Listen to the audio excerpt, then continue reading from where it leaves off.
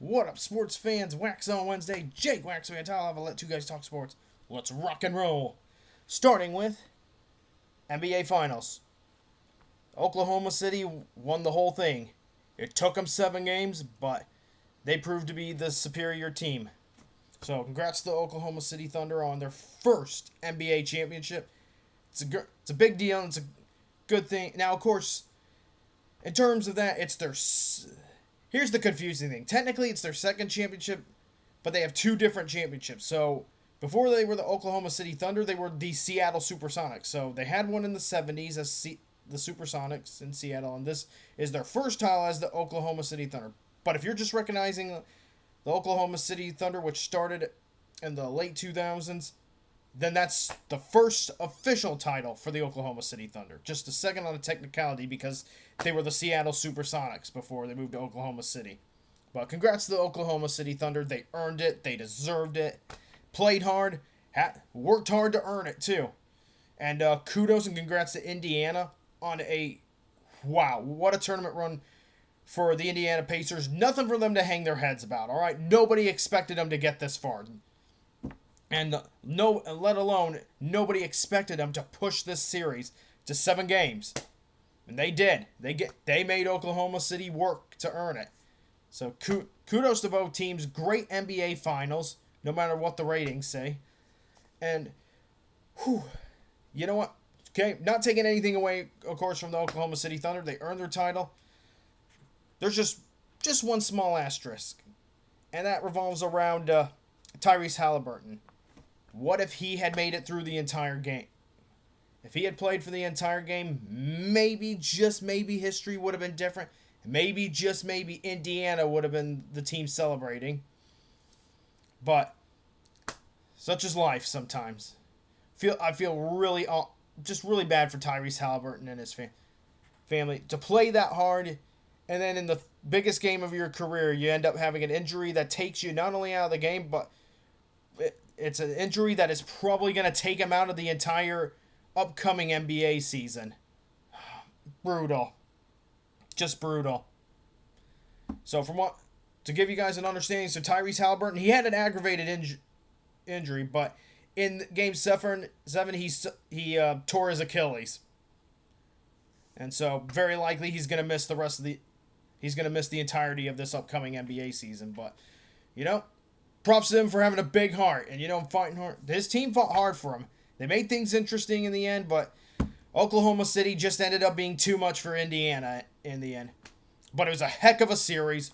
Great basketball for both sides. Again, Oklahoma City, well-earned NBA title. Congratulations. So, first basketball title for the city of Oklahoma City. Now, as a franchise, this is technically their second because they were the Seattle Supersonics before the Oklahoma City Thunder. We're keeping track of history, but well-deserved title in Indiana. To the Pacers, nothing for you guys to hang your heads about. Just keep playing hard, keep those heads up, and keep building for the future. Great run to build off of, to learn from. Like I said, no one expected Indiana to get to the NBA Finals. I mean, we all thought it was going to be either Boston, and maybe even Cleveland. But you know what? These Indiana Pacers, they'll be back. Someday they'll be back in the NBA Finals if they can keep this core together. It's a great team, and I think a much better team than people give them credit for. Just fell short in the end. Whether it was the injury to Tyrese Halliburton or just the amazing defensive effort by Oklahoma City Thunder. And the Thunder defense, no slouch. It's big reason why they won it all. Regardless of what you all believe, hey, the series played out the way that many thought it was going to. I did have it going to 6. I probably should have said 7, so you can knock me for that. But, great NBA series. And you know what? I don't usually watch the NBA Finals. I don't care for the NBA playoffs, but you know what? When I heard about this, but you know what? The Pacers, they're the big reason why I watched. So, good job, Indiana. Good job, Indiana Pacers. And congrats once more to the Oklahoma City Thunder. What an NBA Finals. All right, and then, oh boy. Then there's the Cubs. Okay, they've been doing well for most of the season, but here in late June, they've hit a really huge bump in the road, like an absolute speed bump, like one with spikes, if you want to say that. The Cubs have dropped 4 of their last 5 games, or at least 3 or 4 of their last 5 games. Forgive me if I'm wrong.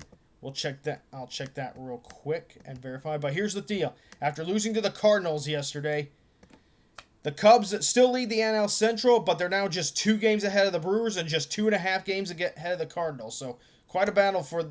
So now the NL Central is, well, interesting again. Cubs sitting at 46 and 33. So if I could figure out the information. Here we go. See more games. Thank you. So, yeah. So this is a 4-game series going on. Yep. Actually, now that I look at it, the Cubs have lost 5 of their last 6. Cubs have lost, I repeat that again, 5 of the last 6 games. The Cubs have flown the L. Ouch. And in this 4-game series against the Cardinals, they've already lost 2. Gonna need some big wins in these next 2 games to keep things even and keep the hold of the NL, or what small hold they have over the NL Central. But the big reason why the Cubs are in this spiral they're in, or tailspin, pitching. Pitching has been struggling in the last 6 games. It's been a struggle for the Cubs. In terms of pitching, they've given up at the very least 8 or more runs in each of these losses that they've had. And even in their last win, which was against the Mariners, they gave up 7 runs.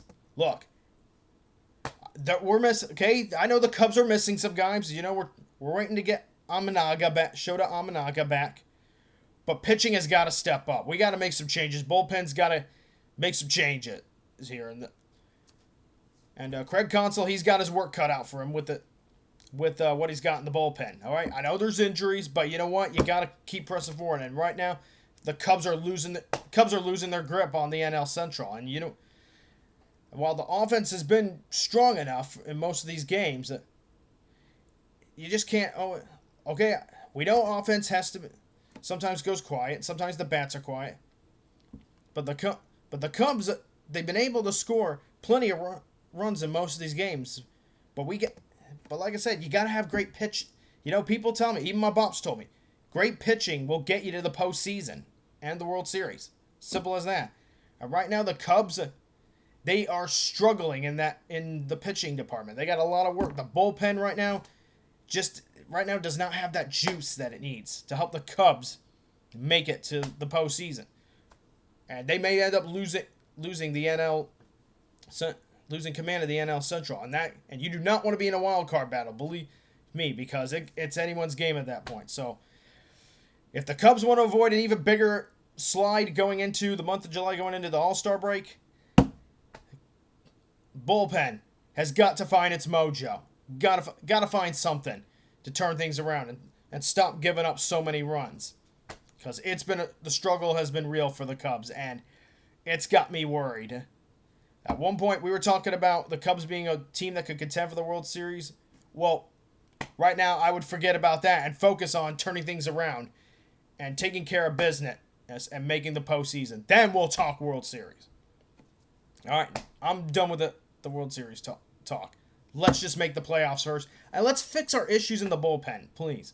All right, offense is doing a good enough job, but this Cubs team, if they're going to make the playoffs, the bullpen has to be much more consistent and cannot have any more tailspins. Simple as that. So, oh boy, just here we go. Buckle up, Cubs fans. It's going to be an interesting summer. We'll see if the Cubs can right the ship just before the All-Star break. And now, for my third and final subject, it's a more positive one. And speaking of Chicago sports, so a legend of Chicago was just elected into a very prestigious Hall of Fame. Kudos and congrats to the great Duncan Keith, the great Chicago Blackhawks defenseman. It was announced this week that he will be elected into the Hockey Hall of Fame in Toronto. So, Chicago ran on Duncan, or that Stanley Cup dynasty that the Chicago Blackhawks had, it ran on Duncan. And now the Hockey Hall of Fame in Toronto forever runs on Duncan. But Well deserved. Great, great defenseman, and without him, we would not be talking about a Blackhawks dynasty. I don't think the Blackhawks would have won a single cup in the 2010s without Mr. Duncan Keith. And I just gotta say, it's well deserved. Like I said, the guy was always instrumental in the Black. Yeah, we had Jonathan Toews, who was the captain, and he was the engine that made the team go. And then you got Patrick Kane, who provided the fireworks on offense. But you know what? You want to win the Stanley Cup, you gotta have great defense. You want to make a deep run in the playoffs each and every single year, you gotta have a defense that can go the distance. With Duncan Keith at the helm, that Blackhawks defense, not only were they very, very good, but they had the stamina to go the distance. And especially the Blackhawks went the distance in their 3 Stanley Cup championships because Duncan Keith, he provided that stamina. He was the engineer behind that defense, that Chicago Blackhawks defense. You got to have a great defense. Just ask Florida. But of course, before there was Florida, you had teams like the Chicago Blackhawks who had enough depth on defense and a leader in Duncan Keith who could lead the charge and help a team go the distance in a long and long postseason and a long season in general. So, and obviously, here's another thing to keep in mind. Not only is Duncan Keith a 3-time Stanley Cup champion, 25th in their home Stanley Cup win, in which they won Game 6 at home against Tampa Bay, he was named the Conn Smythe winner, or the most valuable player. So, along with the 3 Stanley Cups, he has a Conn Smythe winner and a couple other awards to prove that he is deserving of his spot in the Hockey Hall of Fame. But that guy, Duncan Keith, absolute bruiser. But he could score goals when he needed to. He could provide anything the Blackhawks needed him to do, he could provide. No questions asked. You needed him to make a hit on defense and tell someone to wakey. Mr. Duncan Keith could do that. You needed him to provide even the simplest spark on offense or through a check. He could do that. You needed someone to get things skating. You needed someone to get the team skating faster on the ice. Mr. Duncan Keith could do that. No question. I mean, we talk about Toews and Kane being the 2 key pieces to the defense. There's 3 key pieces, and each one of them won a Conn Smythe. I mean, Toews in 2010, Kane in 2013, and Duncan Keith in 2015. They're all equally important to this team, but you know what? Duncan Keith, we cannot overlook the things he did with the Blackhawks. We cannot overlook what he provided for the Blackhawks. Because he was not only a shutdown defenseman, but a guy who could help lift other guys, even like Jonathan Toews and Patrick Kane. He was equally as important to the team as they were. And without him, we wouldn't be talking about the Stanley Cup dynasty that was the early 2010s Chicago Blackhawks. So, I'm so happy for him. He deserves it. Great addition for the Hockey Hall of Fame. Great shutdown defenseman. Did a lot of great things with the Blackhawks and even beyond. So, to Duncan Keith, congratulations on your election into the Hockey Hall of Fame. And how fitting is this on the 10th anniversary of the Blackhawks winning their 3rd Stanley Cup in the 2010. So, it's fitting that on the 10th year of the Blackhawks winning the Stanley Cup 10 years ago in 2015, Duncan Keith is elected into the Hockey Hall of Fame. It's a fitting celebration of that great Stanley Cup team that the Chicago Blackhawks had. Great fitting way to celebrate 10 years of the 2015 Chicago Blackhawks. But Duncan Keith, man, he was critical to that Stanley Cup championship as well as all the others.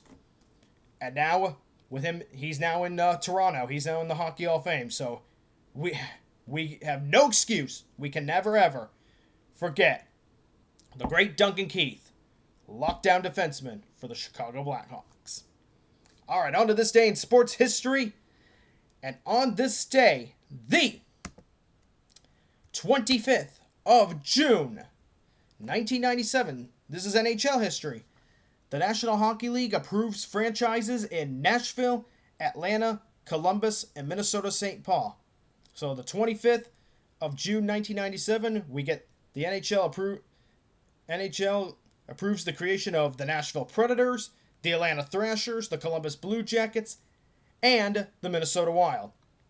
3 of those franchises are still around to this day. The only one not around is the Atlanta Thrashers. They are what we know today as the Winnipeg Jets 2.0. All right, sports fans, that's all I got for this week's Waxon Wednesday. Hope you enjoyed it. And anything you want to say, leave in the comments below. Any questions you have, feel free to leave it. And I would love to answer whatever questions you have in the next upcoming Waxon Wednesday. With that being said, I'll see you all for Friday Roundtable with my man Tyler Lavalette. This is Jake Waxman from Two Guys Talk Sports, signing off.